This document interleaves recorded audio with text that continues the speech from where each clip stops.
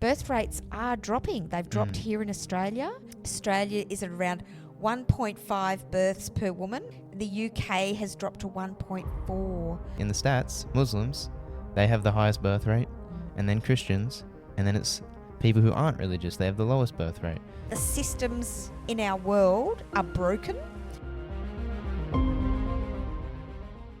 Welcome back to Two Generations, One Mic, where no topic is off limits. And no opinion is left unsaid. In fact, if you've been listening to us for any time at all, you'll note that we have differing opinions. That would be because I'm a Gen Xer and Joel over here is a Gen Z. And we've learned during our family discussions that we think differently. My name's Michelle Blitzovs. I'm the mother in this family. And my name's Joel Blitzovs, the son, of course. The son. Today we want to talk about children. Should we have them? I mean, I have two wonderful children, Joel, who you can see here, and a daughter, Anna, who is 24 and got married this year. That's very exciting. Very exciting. Would I do it all over again? Probably. I'd hope so. Yeah, you're pretty good kids. But the real question is, will you have children, Joel? Of course. You're a different generation to me, and different generations, different thinking. Yeah, well, I do think that I have met some people in my generation, especially the younger ones, who don't actually want to have kids for some reason, and I don't understand it. I definitely want to have kids. I want to have a lot of kids. A lot of kids? Potentially, I do. Yeah, I think having kids is a blessing, and it's a beautiful thing. And, I mean, we need to populate as well. Like, what do you mean? Why wouldn't you have kids? Well, I mean, I think when I had my children, I don't actually think I thought it's my job to populate the world, funnily enough. Oh, really? You know, we'd been married. I was married quite young. And then we tried for about 10 years to have children, actually. And I wasn't able to have kids. Actually didn't think that I would have them, which is why I sort of built my career to what I did. And then quite miraculously, which we might talk about in another episode, fell pregnant quite suddenly with my daughter. And then between you and Anna, I had an ectopic pregnancy. And then I had you. And then I decided that was enough. Wait, 2 hands, 2 kids. So does that make me more of a miracle than Anna? Clearly more of a, you're both my miracle children. That is true. But Yeah. I think that the decision to have children, it just seemed like the next natural progression. You know, we date, we get married, we have kids. Isn't that the way it works? Is that not how it works now? Well, again, like, I feel like it is meant to be the way it works, but I mean, I haven't really heard it from people, I'd say, older than me. I guess it's more younger people that are younger than me. I've heard them say, oh, I don't know if I'm going to have kids. And I think it stems from a couple of reasons, which we can get into. Which one of them I think is, of one person I know, I'm not going to name them, is the issue of loyalty. I mean, you might not know, but my generation and lower, the loyalty is like out the window. It doesn't seem like anyone's really loyal anymore. Even in their 20s, like I was born in 2003. Even my generation, like, I feel like this is more in the US and other Western societies, but even in Australia, I'd say loyalty has dropped significantly. I think men aspire to, like, you know, be rich and wealthy, and it's all painted in the movies and all in the TV shows to have multiple women. And I think women now, which we talked in the last episode, want to have more careers, and, you know, they're starting to push this idea that you don't need a man anymore and that you can just be an independent woman. What do you need a man for? Make your money, do whatever. Kill spiders. And, well, exactly. Yeah, but take out the rubbish. Yeah, and then there's other reasons, like the economy. It's very expensive to have children. But I don't think children should be looked upon as like, oh, it's going to cost me so much money to have a kid and it's going to be a burden and all that. I think I don't have kids yet, but from everyone who has kids has never said, I regret having my kids. That's true. You know, children are a blessing, and when you have them, it's the best day of your life or best days of your life. Certainly I remember, you know, giving birth to both of my children and thinking what an amazing day it was, and that this was the reason that I existed. And my whole life has really been revolved around raising you both. You know, I've also been able to build a career and live a great life, but really the focus is still very much on you, both of you. And Anna got married this year, and that was a big focus for us. And you know, they say that when you have a baby, it's very expensive. Let me tell you, it's not the baby stage that's the expensive part. The older they get, the more expensive they are. And my mother, who lives with us now, she'll tell you she keeps giving to her children, and it kind of never stops. Yeah. So I don't know whether people think about that. I do think people still plan to have children. You know, we planned to have children and then they didn't come. And then we were quite shocked when they did.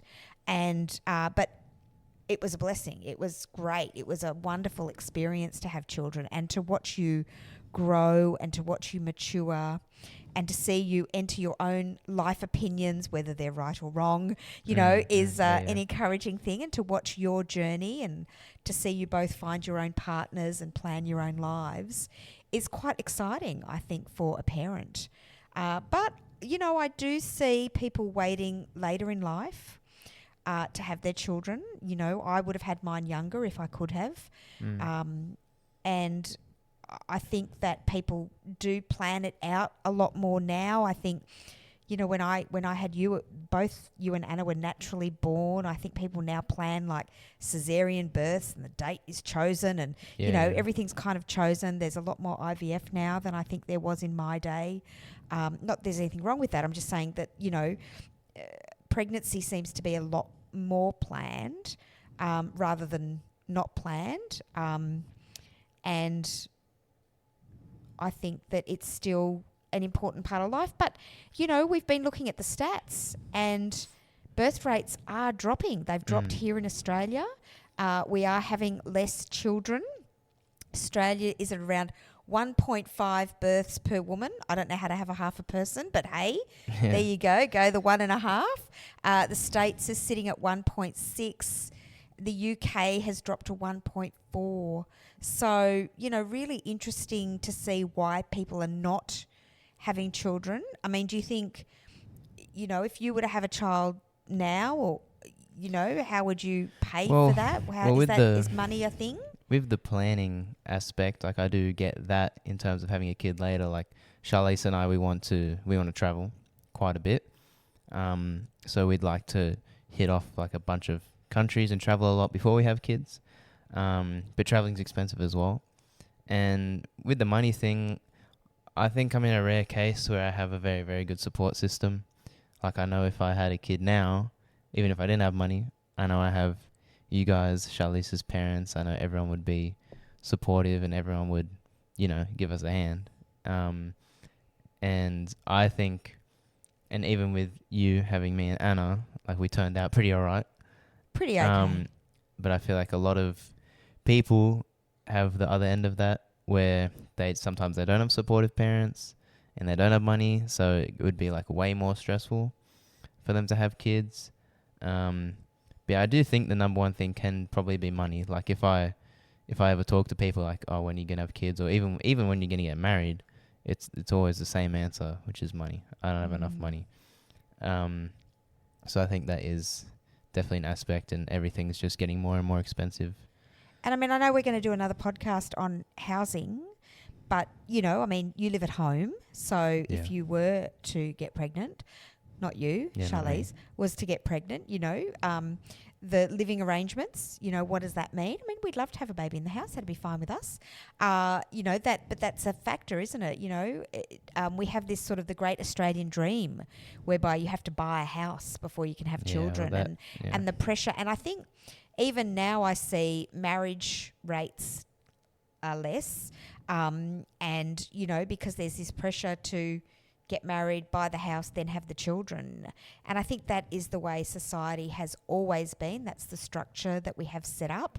And I wonder if, you know, society has changed, or society needs to change more with the times around, you know, the way it works. I mean, women can work now. We're very capable. Finally, the world has worked out that we women know a thing or two and can actually be quite successful and have these wonderful careers if we choose.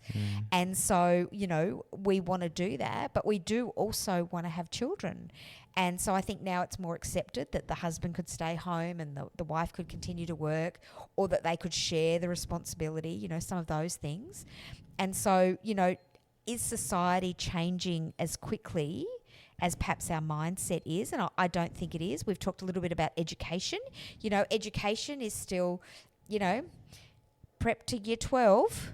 Why? Why is that still? Anyway, we're not going to recover old ground here. You can go back and listen to some of our discussion about that. But, I was looking this up and there was a quote that said, the system still expects a 1980s family while people live 2025 lives. So we've still got this old kind of picture of, the Kingswood. You don't remember what a Kingswood was, but that was a car, Joel. Oh, really? In the family suburb where everybody had a house and 2 kids and a dog. And, that was kind of the way it was. And now we build high-rises and, we catch trains to work rather than drive cars as much as we used to. And, so society has kind of moved on, but our thinking about family and children has maybe stayed the same. Well, I think you're right about things are changing, and I think if I go from like a step-by-step process of everything's very expensive, housing's very expensive, cost of living's very expensive, so what is that going to mean? It means the couple, both of them have to go to work, and they're both going to have full-time jobs. Or even if you're single, everyone wants to buy a house. That's always a goal that everyone's going to have, is to buy an asset. So whether you're a man or a woman, single or a couple, you're going to have to go to work full time. And I feel like then there's also the aspect of social media and what I guess is being fed to a lot of people, which is money, money, money. Like get your bag, go and work hard. And I think I think it was very focused on men, and now it's getting, like you're saying, a lot more women are working. So I think it's getting a lot more focused into the women. And now the women are feeling like, okay, I need to get my money. And I think now it's when you talk about money and earning money, I think more selfish seeds can kind of be planted. And I think some people can start to think now, like, if I have a kid, then there goes my money, or things like that. And maybe they have these dreams and aspirations to just be a working woman or be a working man, and that's it, and just to get as rich as they possibly can. Because when you make everything so expensive, then it kind of forces you to have to work for that. And maybe kids become a second thought because you're so busy in the rat race of trying to make money. Well, and the problem with that is that if we have fewer children, then we have fewer workers. And if we have fewer workers, then we have fewer income and we have less tax, which means that we have this perpetual economic problem. Well, this is where I saw, this was more in the Europe, because you said UK is the lowest birth rate. Some guy was talking about some nation, like when it gets to about 1.2 or quite low, like to the ones, like it's almost statistically impossible for a nation or whatever to come back from that. And they were kind of saying that's why they're bringing in so many people in terms of immigration, because of that birth rate dropping so much. And they were just saying that when that happens, the nation kind of goes into a decline because we're just not having enough kids. You're not populating. Well, and immigration's probably another topic that we'll cover one day, because post-COVID, immigration numbers have declined in most countries. People have chosen to go home and stay home post-COVID. One of the other complaints or things that I often hear around the population discussion is that it's because we have an ageing population. So there were a lot of baby boomers post-World War II, and as they are dying out, then, we sort of had my generation, Gen X, and there's not as many of us. The baby boomers didn't have as many kids as there were baby boomers, and then there was your generation. So us Gen Xers did pretty well producing. I did my job. I gave 2 to the world. Here you are, earning money, both of you, paying taxes, etc. And so, there's going to be some repercussions there. And the challenge is that it's your generation that perhaps or the millennials, and then your generation not actually having as many Yeah. because of these other burdens that we face. So, the real problem sort of comes back to that redesign around work and care. And the fact is that, we have, as you said, both of us have to work in order to keep the money going, to keep the household going. Yet who's going to care for the children? And if we both work and we have to pay for care, what is the point of that? Yeah. So therefore, why would we have 2 children? Because that's just going to cost us more. Yeah. So and it's then, this cycle problem. And then it just goes down another issue of, okay, say you do have kids and you're never around, and they're always at these schools, and they're always at, which is what we talked about in the last podcast, that they're pretty much being parented by their fellow students, teachers, and the parents aren't really the ones parenting the kid. And then sometimes that can, the kid doesn't learn what he needs to from the father, he doesn't learn what he needs to from the mother. The family morals and values aren't put into the kid. I mean, I'm sure you have too, but, I know of some parents that are amazing parents, amazing people, very nice, and their kid turns out to, do something crazy and, go to jail, or they fall into drugs, and, and I think that stems with, education, like we said. But, yeah, I think it starts from something, and there's just issue after issue after issue. So, and look, I think it's difficult. I was raised in a single parent family. My mum had to work. There was no choice there, or we wouldn't have eaten. Yeah. So she worked so that we could eat, so that we had a nice house to live in, and we had everything we wanted.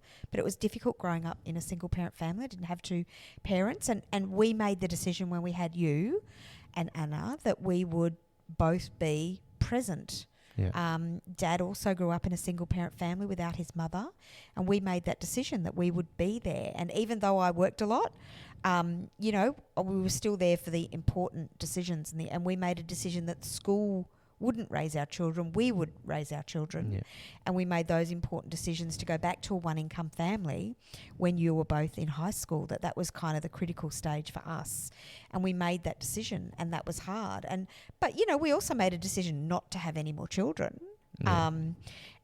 And I just felt I have 2 hands. That's one for each of you, right? I just realised I'm not overly maternal, and so didn't feel I wanted the responsibility of having more children. Is that because I was building a career?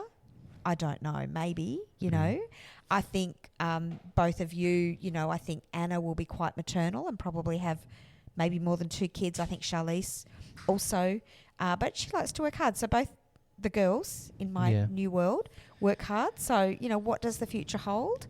I don't know, but I do fear for our society. I fear, life is harder, and I think it's getting harder.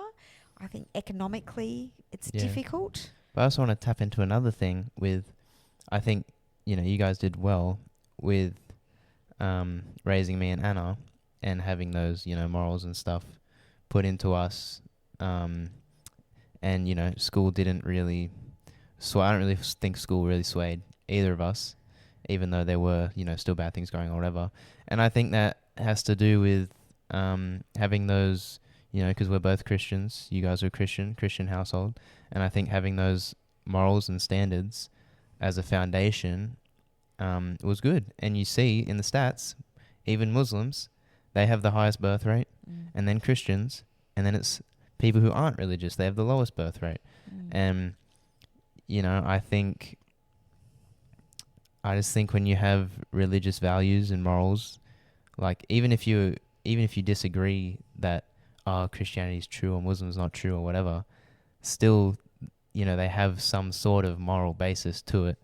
And when you have a household that, the mother and the father both agree to those things and have that as that foundation, they're on the same page, it goes well.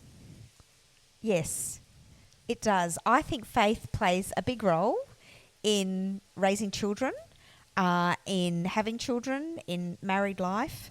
It's certainly played a huge role in my life. I think that'll probably be another podcast for us. So I don't know whether the listeners can hear it, but I can hear sizzling in the background. That would be because Dad is making dinner, despite the fact that we're recording here on your dad. So maybe we wrap this up. My final thoughts are that it's a difficult age that we're living in. I think that the cost pressures are there. I think that the systems in our world are broken, and I don't think they're changing as quickly around us as they should be. It's not completely the fault of the government. There's more systems than just what's inside government. But I think that we need to get with the times, and that means we need to think differently. We need to make different decisions. As an employer, I believe in, a flexible working environment. I look forward to one of my girls one day, a few of my girls that work for me will have kids. Good luck to them, and I hope they bring their babies to the office like I brought my babies to the office, and keep working. But I hope that they have many children to grow our nation with. So that's my plea. Have kids. I'm ready for grandchildren. Bring it on, I say. Yeah, well, my final thoughts is definitely to encourage everyone to have children. And I guess I'd encourage my generation, even though I do know from many different people that loyalty and standards and all that is declining, and I've heard numerous stories of terrible things going on. Thanks, Dad. In relationships, but I just encourage you to be patient and still just, wait for that one. The perfect one will come along for you. But definitely have kids.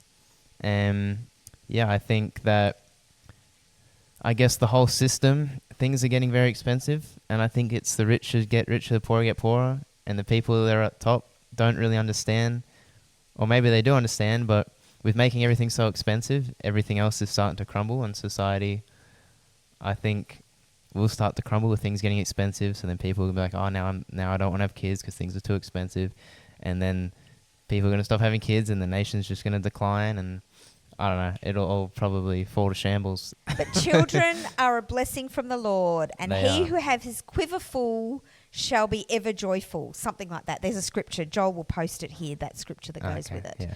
But definitely encourage you to have kids. Wait for the perfect one. It's worth it. Trust me, look at this. You could have a great son like this one day. Yeah, of course. Catch you on the next episode.